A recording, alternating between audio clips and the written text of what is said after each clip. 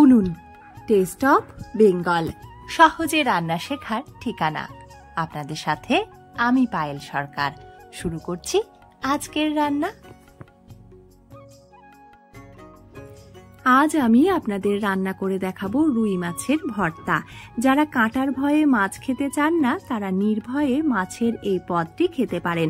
আর যারা মাছ পছন্দ করেন না তাদের বলছি, একদিন যদি মাছের এই পদটি আপনি খান তাহলে বারবার খেতে চাইবেন এবং আঙুল চেটে খাবেন। তবে এই রান্নার জন্য মাছের পেটি হলে খুব ভালো হয়, তাই চেষ্টা করবেন মাছের পেটি দিয়ে রান্না করার। মাছগুলো ধুয়ে নিয়ে আমি এখানে প্রেসার কুকারে পরিমাণ মতন জল আর অল্প লবণ দিয়ে সেদ্ধ করে নিচ্ছি। 2 হুইসেল দেব আঁচ কমিয়ে। আপনি চাইলে কড়াইয়েও সেদ্ধ করতে পারেন। সাধারণত 1টা হুইসেলেই মাছ সেদ্ধ হয়ে যাবে, কিন্তু আমি 2 হুইসেল দিচ্ছি, এতে করে মাছের কাঁটাগুলো ছাড়াতে আমার সুবিধে হবে। রোজকার হোক কিংবা বিশেষ কোনো রেসিপি যাই হোক না কেন, উনুন টেস্ট অফ বেঙ্গল সবসময়ই আপনাদের কাছে সেগুলো খুব কম উপকরণে এবং খুব সহজে রান্না করে দেখানোর চেষ্টা করে থাকে। তাই আপনারা চাইলে উনুন টেস্ট অফ বেঙ্গলকে ভালোবেসে করতেই পারেন আপনার রান্নাঘরের সাথী। এখানে আমি কড়াইতে 3 টেবিল চামচ মতন তেল গরম করে তাতে গোটা শুকনো লঙ্কা আর তেজপাতা ফোড়ন দিয়েছি। সাথে দিয়ে দিয়েছি 6 থেকে 7টা থেতো করে রাখা রসুন। এবারে দিয়ে দিয়েছি পেঁয়াজ বাটা। এখানে 6 পিস রুই মাছের জন্য আমি 2 পেঁয়াজ বেটে নিয়েছি।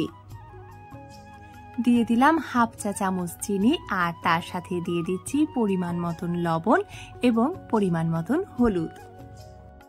দিয়ে দিচ্ছি 1 চা চামচ জিরে গুঁড়ো আর তার সাথে দিয়ে দেব 1 চা চামচ কাশ্মীরি লঙ্কার গুঁড়ো। এবারে মশলাগুলো খুব ভালো করে ভাজতে থাকবো একেবারে কম আঁচে, আর সেদ্ধ করে রাখা মাছের কাঁটা ছাড়িয়ে নেব। মশলা আর মাছ একসাথে কষিয়ে নিচ্ছি। আঁচ একেবারে কমানো থাকবে আর কন্টিনিউ এইভাবে নাড়াতে হবে, নইলে কিন্তু তলায় ধরে যাবে। তারপরেও যদি মনে হয় তলায় ধরে আসছে তাহলে খুব অল্প পরিমাণে জল দেবেন। একসাথে বেশি জল দিলে কিন্তু রান্নার স্বাদ নষ্ট হয়ে যাবে। আর দিয়ে দেবেন চিড়ে রাখা কয়েকটা কাঁচা লঙ্কা, এতে সুন্দর একটা ফ্লেভার আসবে।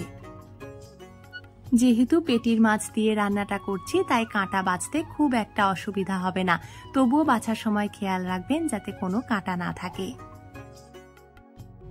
এভাবে রান্না করতে করতে যখন দেখবেন মাছের আষ্টে গন্ধ আর নেই এবং রং অনেকটাই চেঞ্জ হয়ে এসেছে, অর্থাৎ হালকা বাদামি ভাব এসছে আর তার সাথে একটু একটু করে তেল ছাড়ছে, তখন জানবেন যে মাছের ভর্তা পুরোপুরি রেডি। গরম ভাতের সাথে মাছের এই পদটি থাকলে যে কেউ খেয়ে বলবে বাহ কি স্বাদ। আর আপনাদের এই ভিডিওটা দেখতে কেমন লাগলো জানাতে কিন্তু একদম ভুলবেন না। আপনারা এতক্ষণ দেখছিলেন উনুন টেস্ট অফ বেঙ্গল। আজ এই পর্যন্তই। পরবর্তীতে দেখা হচ্ছে অন্য কোনো সহজ রেসিপির সাথে। ধন্যবাদ।